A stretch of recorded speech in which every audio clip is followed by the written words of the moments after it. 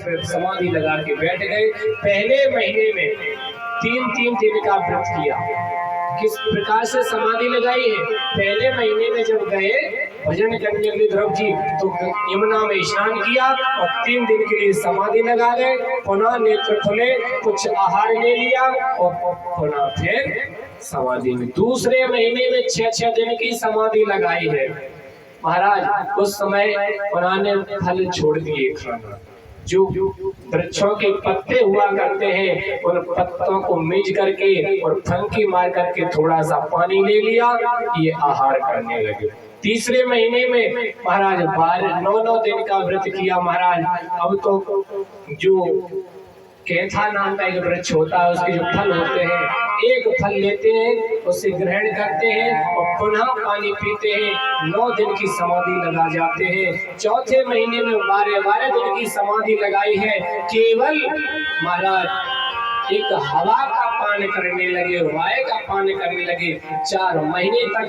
5वें महीने में महाराज खड़े हो गए पैर के अंगूठे के बल पे और अपनी श्वास को खींच करके ब्रह्मांड में पहुंचा दी महाराज। जैसी श्वास को खींचा ब्रह्मांड में पहुंची, वैसे सारे ब्रह्मांड की हवा जाके वहां शक्ति रुक गई।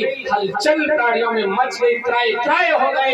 ये ऐसा कौन सा वीर घोर तपस्या कर रहा भक्त जो 3 त्रिलोकों की हवा बंद कर दी, जिसमें पशु पक्षियों की दम घुटने लगी, देवता लोग घबराने लगे, इंद्र का इंद्रासन हिलने लगा।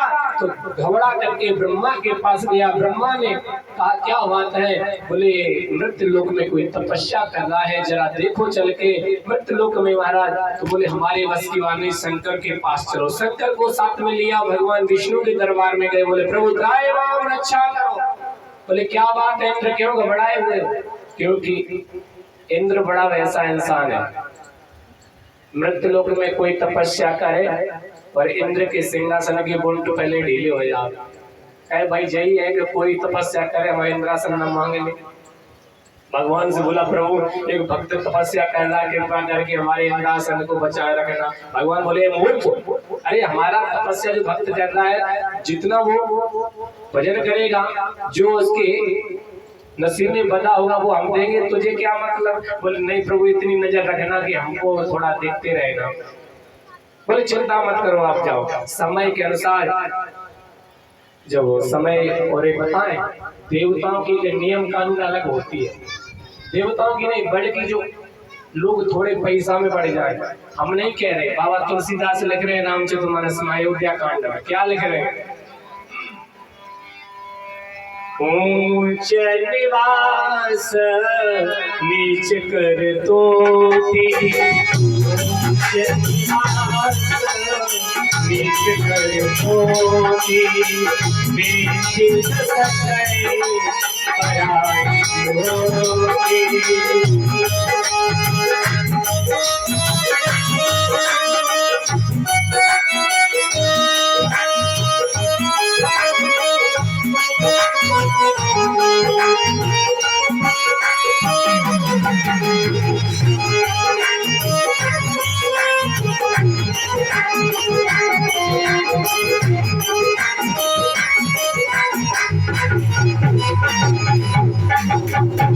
ऊंच निवास नीच करतूती, देख न सके पराई। ऊंचे कुल खानदान के पैसा वाले, लेकिन दूसरे को अच्छा नहीं देखते। तो ऐसे इंसान आज महाराज भजन किया है, उनकी तपस्या में विघ्न डालने के लिए कई लोग आए हैं, राक्षस राक्षसियां कुछ प्रमाण पाए हैं, सब आए, लेकिन किसी ने कुछ नहीं कर पाया, समाधि टिका नहीं पाई। श्री सुखदेव जी कहते हैं राजन, अंत में भगवान का जब भजन, जब विराट छवि अपने हृदय में उतारी है, उसी को ध्यान लगा करके मग्न हो गए। भगवान जब चतुर्भुजाए, बोले भगवान नारायण की, खड़ाओं की आहट की, खड़ाओं की आहट की ध्रुव जागी नहीं, क्योंकि अंदर आत्मा में उन्हें भगवान के दर्शन हो रहे। भगवान ने पुनः फिर शंख घुमाया, ध्रुव जागे ही नहीं। भगवान ने जैसे ही नेत्र बंद करके देखा, जा क्यों नहीं रहा भक्त, देखा हो मेरे दूसरे रूप को अपने हृदय में भक्त बसाए होकर के दर्शन कर रहा है। तो भगवान ने अपनी माया को फेर दिया और शंख लिया, कपोलों पे घुमाया, और जो अंदर जो छवि भगवान की बसी हुई थी वो लुप्त हो गई, और जैसी वो झांकी अदृश्य हुई वैसे झटका लगा और नेत्र खुल गए। बोलो सतगुरु। सामने देखा तो भगवान खड़े हैं। अब ध्रुव छोटा सा बालक 5 वर्ष का, श्लोक स्तुति आती नहीं, व्याकरण जानता नहीं, हाथ जोड़ के खड़ा हो गया। भगवान ने देखा भक्त बड़ा मासूम है, रोने लगा, नेत्रों से आंसू चलने लगे।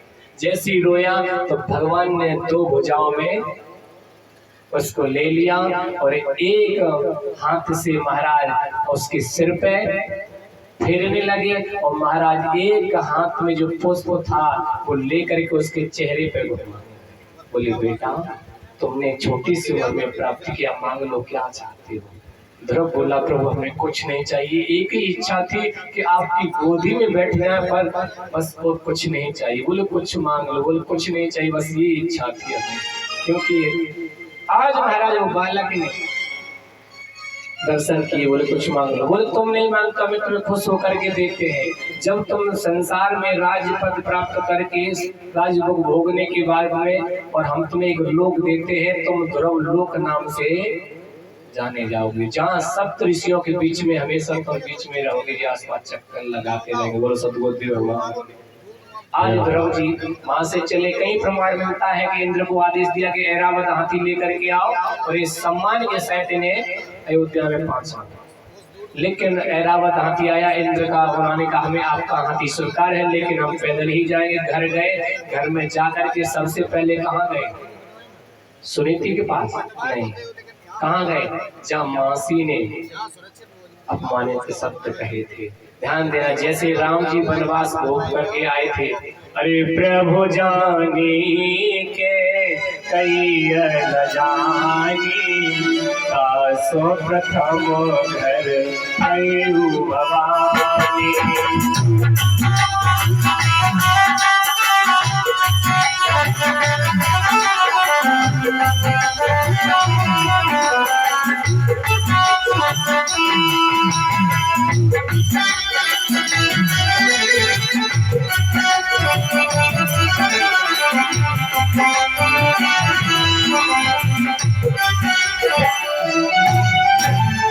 प्रभु जानी के कई न जानी, तास प्रथम घर गयो भवानी। ऐसे हमारे ध्रुव जी हैं, अपनी मैया के पास नहीं, मौसी के यहाँ गए, और दरवाजा उन्होंने पहले ही बंद कर लो कि ध्रुव का पता लग गया आ रहा है।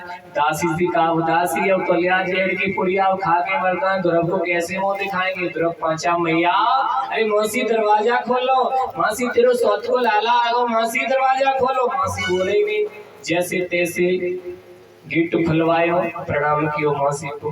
मासी बड़ी कृपा की, आज से मासी तू धन्य है, तू मेरी गुरु है, तूने गलत नहीं किया। अगर तेरी ताड़ना मासी मुझे ना मिलती तो आज मैं भगवान के दर्शन नहीं कर पाती।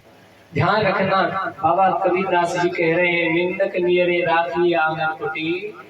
अगर तुम्हें बुराई करने वाला इंसान तुम्हारा नजदीकिया रहेगा तो हमेशा तुम्हारे जीवन में तुम गलत रास्ते पे नहीं जाओगे, क्योंकि तुम्हें बुराई मिलती रहेगी कि हमने गलती की तो ये लोग कह रहे हैं, तो सुधार हमें करना चाहिए। तो आज महाराज ध्रुव जी बोले, मैया तुम चिंता ना करो। अब गए अपनी मैया के पास, रो रो के मानो आंखों से रोशनी जा चुकी थी। प्रणाम किया मैया ने, मैया को बेटा ने प्रणाम करने के बाद में मैया ने गोद में ले लिया।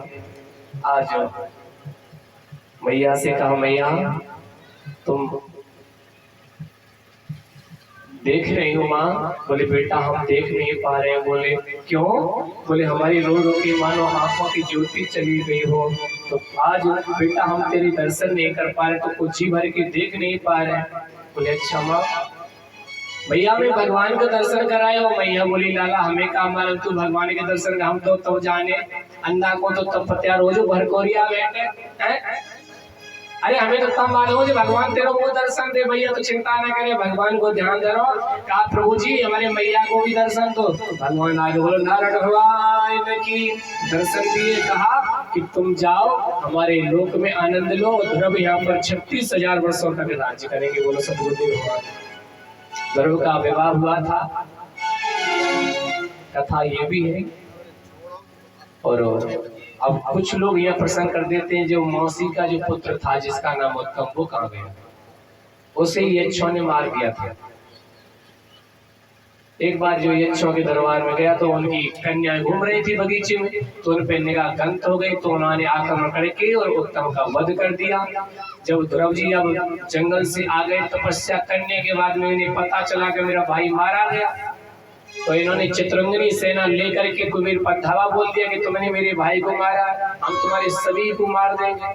तो युद्ध हो गया, युद्ध तय हो गया, छिड़ गया महाराज, हजारों प्राणियों को वध कर दिया। अंत में इंद्र आए, समझाया नहीं माने, और स्वयं मनु महाराज उनके बाबा आए, बोले कहा, बोले बेटा एक बात बताओ, तुम्हारे भाई कितने मारे गए? बोले एक। तो एक के पीछे हजारों निर्दोष प्राणियों की तुमने जान क्यों ली? अरे हजारों के बहन भाई अलग कर दिए, किसी के पिता अलग कर दिए, किसी के पति अलग कर दिए, ये तुमने बहुत गलत किया है। ध्रुव ने कहा हमसे गलती होगी बाबा, अब नहीं, युद्ध बंद करते हैं। वहीं से बंद युद्ध किया। तो एक बात बताओ हमें, एक बात बड़ी प्यारी निचोड़ में, जब ध्रुव ने जीवन में भक्ति की, जो भगवान को एक बार पाले उसके अंदर अभिमान लेस मात्र परिस्थिति होना नहीं चाहिए। उसे अभिमान का, उसे तो संसार सब भगवान में दिखाना चाहिए। लेकिन ऐसा क्या कारण रह गया जो उन्होंने फिर भगवान के दर्शन करने के बाद, राज्य पद प्राप्त करने के बाद में, शादीशुदा होने के बाद में फिर युद्ध क्यों किया?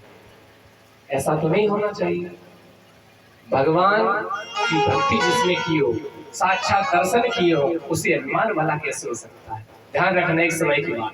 ध्रुव के जीवन में 4 बातें आई, याद कर लेना।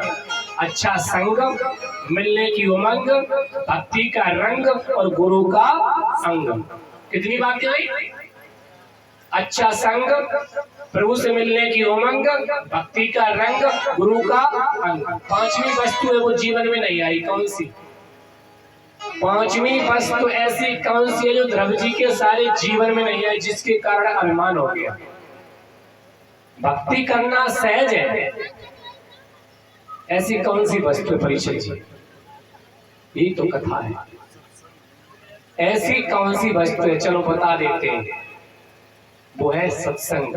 बाबा तुलसीदास लिखते हैं, बिन सत्संग विवेक न होई, राम कृपा बिन सुलभ न सोई। एक घड़ी आधी घड़ी, आधी में पुण्याद, तुलसी संगत साधु की हरे कोट अपराध। संगत सत्संग की नहीं हुई, बाकी सब कुछ मिला। जब तक सत्संग जीवन में मंथन नहीं होगा, तब तक हमारा अहंकार का अंकुर है वो अंदर से निकलेगा नहीं। आज ध्रुव जी को जब 36,000 वर्ष राज्य करने के बाद में जब चलना चाहे, कहां पर? जहां उन्हें लोक दिया ध्रुव लोक, तो जब वहां चलना चाहे तो मृत देवता आ गए विमान लेके, बोले ध्रुव जी आ जाओ, इस विमान पर बैठो, चलो। बोले अच्छा। मृत देवता ध्रुव जी ने कहा पहले ऐसा एक काम करो, नीचे सिर करो। बोले क्यों? बोले करो नीचे सिर। नीचे सिर किया मृत देवता ने, और पग रखा और विमान में चढ़ गए। विमान आ गया और विमान चलने लगा। जैसे विमान चल, क्यों? बोले हमारे माता पिता तो रह गई, उन्हें बिठा लिया। वो बोले पार्षद भगवान के, अरे ध्रुव जी तुम्हारी एक एक नहीं, सारे पुरखों का उद्धार हो गया, सब जाएंगे, तुम्हारे पीछे तुम्हारी भक्ति की कारण। अच्छा, जैसे पीछे देखा वास्तव में विमान में बैठे आ रहे माता पिता, सबका उद्धार हो गया। हमारा जो भाई मारा गया था उसका भी उद्धार हो गया। अब तो थोड़ा अभिमान बढ़ गया। लिखा है, ध्रुव ने अभिमान और कियो तप को, तब रोक लियो वैकुंठ को द्वारो। ध्रुव ने अभिमान।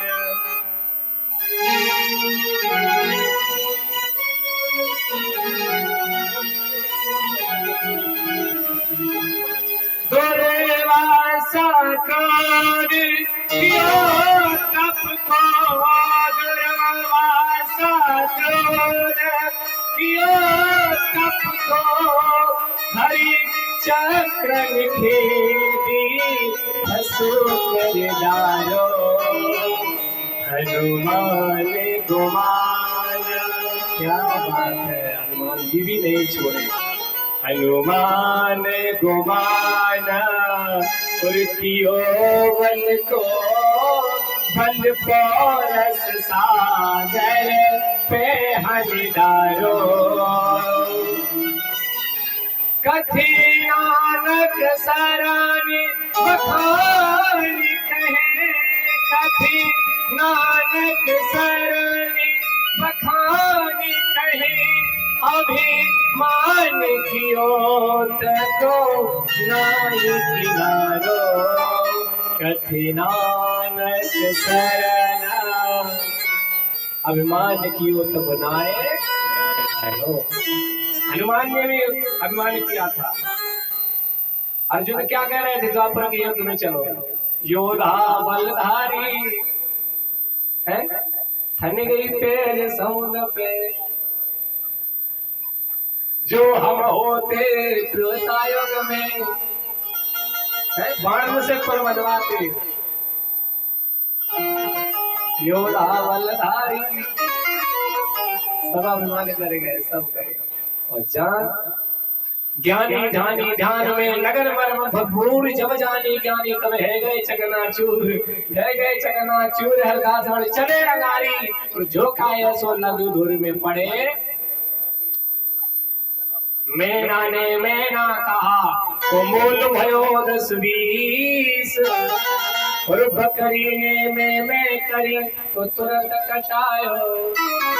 तो सदगुरुदेव भगवान की, क्योंकि झुकता वही है, झुकता वही है जिसमें जान होती है, अकड़ना तो मुर्दे की पहचान होती। बोलो गोविंद भगवान की। फलदार जो वृक्ष होता है वही झुकता है। अब कथा यहाँ पे विराम करते हैं, और कल कथा यहाँ से आगे की जड़ भरत चरित्र और समुद्र मंथन पहला चरित्र राजा हरिश्चंद्र तक की कथा पहुंचेगी। बोलो गोविंद भगवान की। सभी लोग हरि शिवाय संत में और आनंद लें। एक छोटा सा भजन, सभी लोग खड़े हो जाएं, भजन गाएंगे खड़े होकर के।